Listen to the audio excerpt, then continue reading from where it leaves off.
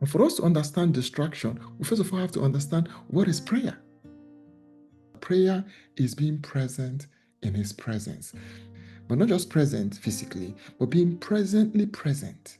That is being intentionally, being deliberately present in His presence. And this involves our being and our action. Every time we pray effectively, we are becoming and we are doing.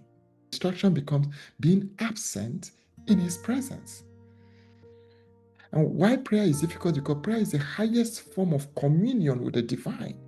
So it involves use of your intellect, the highest form of your intellect, the most exalted part of your memory to enter into this intimacy with God. And so that's why distraction will come easily. In fact, Psalm 19 speaks about this moment where no speech, no word, no voice is heard, yet their span extends to the utmost end of the earth. That I'm here, no speech, no word, no voice, but the span of the presence, the span of the Spirit, the span of communion extends into this transcendental realm where God is. That's why I say prayer is being, that is present in His presence, but also doing. Because the being is only a means to an end. We are being for the sake of doing. We have an enemy who takes pride in distracting us when we go and pray. And that's why I use that expression, divide and rule. So we know that this distraction can be helpful, good ones. It can be harmful, terrible, sinful ones.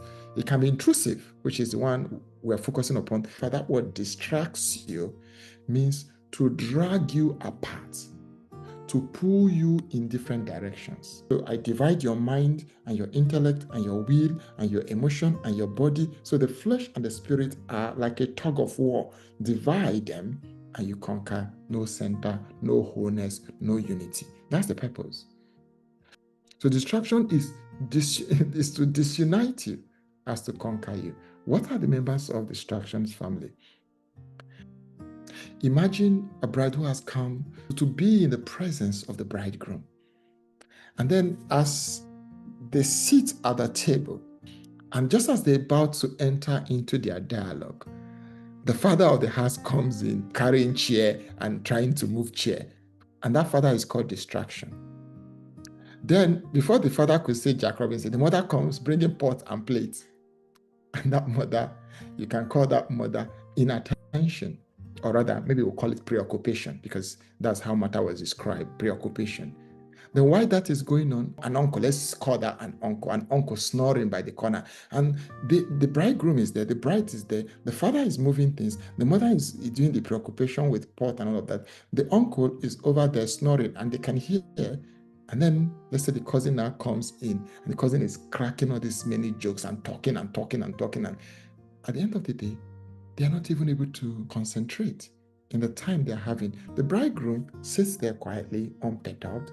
It is the bride who is all over the place. And that cousin is absent-mindedness.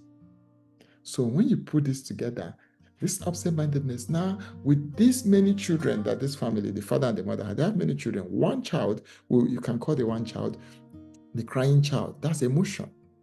You can call another child the child that is rolling on the floor. That's the body that is just rolling on the floor, dragging things and rolling on the floor. But you can also talk about another kind of child. The child that is asking too many questions. That's the reason. Asking too many questions, doubting, questioning everything. You can have the rebellious child. That's a spirit. So this family needs to be put in its place when we focus on the bridegroom. Her and the bridegroom. Two souls united. Those noises will be there, the distractions will be there, but she's completely focused on the bridegroom. That's what prayer is. That's why I said it is being present in His presence. The omnipresent God is presently present to present a present to those who are presently present in His presence. Let's talk about just the common distractions that people go through today. There are many common distractions. One, and perhaps the one that is most notorious, is phone. Phone calls, phone messages, phone notifications. Phone. Put it in airplane mode.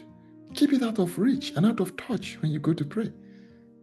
So before you pray, think of 3 things that you can be grateful to God, just even as I'm talking. 3 things you are grateful to God for today. And bless the person that is triggering your envy. Bless the person that is triggering your jealousy. When I think of the way this person dresses, when I think of the way this person talks, when I think about, I feel envious, I feel inadequate, I feel insecure.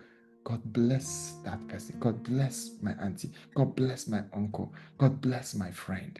God bless my brother. God bless my sister. And then God will bless you because the blessing will redound to you. Stop overthinking things. So how do you deal with this? I will say to you, make sure that you adopt a breathe method. What is breathe method? First, breathe in slowly when you're in place of prayer. Breathe. Take away, remove all those distractions. Breathe in maybe like 10 times. It works. So breathe, B-R-E-A-T-H. So B is breathe slowly, breathe. Then read a word. Then, of course, express your heart, including what you feel. Express your heart to God. That's one way to deal with distraction. Express it, turn it to prayer. Express it to God. Then the A is ask for your needs. Then T tells you, thank God. There is always something to thank God for. Every time you feel distracted and angry and worried and in pain, thank God. And of course, H, hold on to His promises. Entrust your worries to God. Entrust everything. Maybe ultimately let your will be done. So that's breathe. So as you conclude, my dear friends, divide and conquer is still active. One thing is necessary, the portion of prayer. If I want to go and pray, say ECP. I've entered in your presence, Lord. I have closed the door of fear, the door of worry, the door of anxiety, the door of sickness, the door of whisper of the voice of the accusers. I've closed the door. And now I want to pray. And then I start communing with my Father. And this helps me with, there are 5 steps that I think happens whenever we want to do this ECP thing. The first thing is we recognize the distraction. So matters complex is the distraction. There is a distraction. You just recognize the distraction in the room of prayer, the room of encounter. So recognize it. It's okay. The first R is, 5 steps to focus. Recognize it, acknowledge it. Second thing, resist it. Resist anxiety. That's Paul's solution. Paul said, resist anxiety. Don't let it overwhelm you. Then Jesus swear to them. He said, watch and pray. Be vigilant. So be spiritually vigilant. I'm now praying. And that's the third thing of the 5 steps. Then choose the good portion like Mary to be at the feet of the Master, to look at the bridegroom. And then the same method, enter, close, and pray. This is basically a summary of how to rein in this divide and conquer, new colonial master attacking us, divide and rule.